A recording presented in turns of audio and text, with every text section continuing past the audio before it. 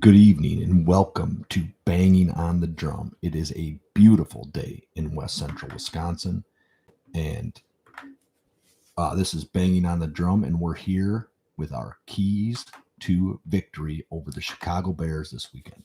After a decisive win against the Vikings last week, the Packers are on set to make the playoffs with a win against the Bears. Without further ado, we'll dig into just how the Packers are going to do this on Sunday. All right, so key one, we need to run the ball. Chicago gave up a bunch of yards and a couple of scores to Aaron Jones the first go, and they also did the same thing to Bijan Robinson. The weak side of their defense is definitely comes around to their run game.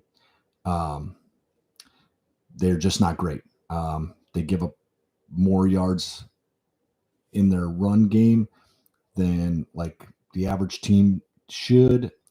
We should be giving Jones the ball at least 25 times this game, and I think you give Dylan another 10. Like, you really just kind of dig into it and let the turnover or the run game go. Key number 2: win the turnover battle. This is going to be a tougher piece of this. The Bears are tied for the most have the most interceptions in the NFL, and they're tied for the third in overall takeaways. Packers are 23rd in overall turnovers and only have 7 picks on the season. For this game, we need to make sure we step that portion of this up. We need to win the turnover battle. Don't let the Bears get going on the ground. Fields' running game can be an issue. Need to be able to put a spy on them. And Khalil Herbert has had over 100 rushing yards in the last 2 games.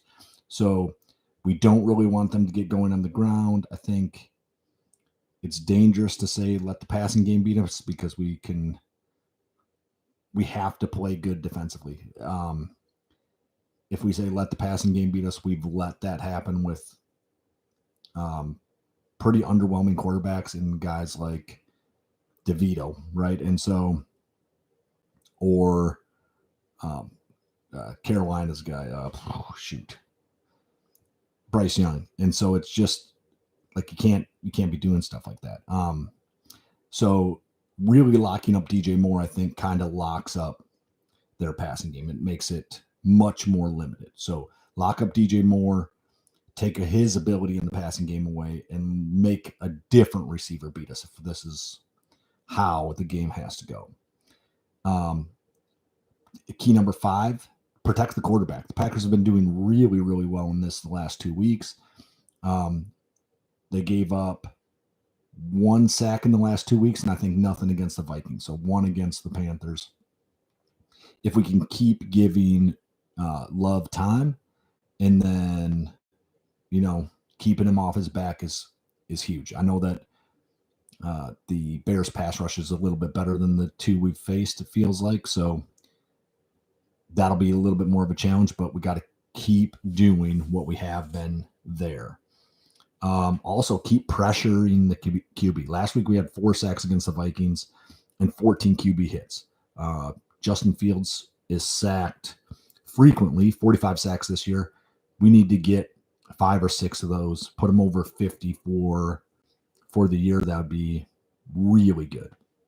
Part of that is due to the fact that he leaks out and he tries to run a little bit, or he tries to extend plays with his feet. But we need to get to him and get him on the ground. Key number 7, be versatile in who we're going to throw the ball to. So Jordan Love does this really well already, but their defense is good. They got at least 1 really shut down corner. And so using numerous people is going to put their defense on their heels, and that's what we got to do. Put our defense in a position to win on 3rd down. Key number 8, right? Make it 3rd and long. Play a little press coverage of some sort. I know that 3rd and longs have been like an Achilles heel to this defense at times, and then just get stops on 3rd and long, or 4th and long, or 4th and anything. Get stops. I think I kind of say this every week, but be creative in the play calling. Dial up something that's fun. I guess this week would be interesting is to have like a Zach Tom touchdown. Show the Lions how you're supposed to run it, how to report a tackle in as a wide receiver or as eligible.